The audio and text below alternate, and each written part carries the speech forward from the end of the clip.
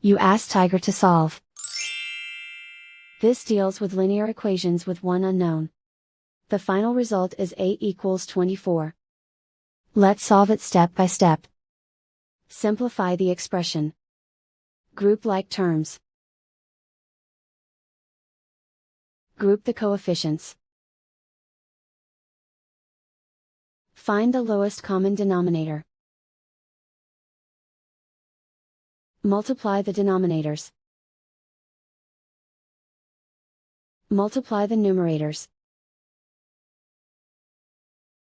Combine the fractions. Combine the numerators. Group all constants on the right side of the equation. Add 4 to both sides. Simplify the arithmetic.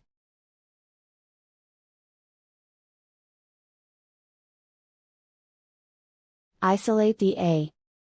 Multiply both sides by inverse fraction 4 over 3. Group like terms.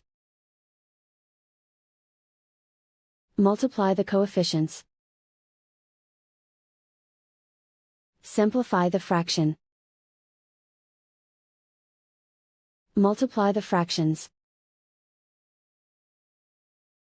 Simplify the arithmetic.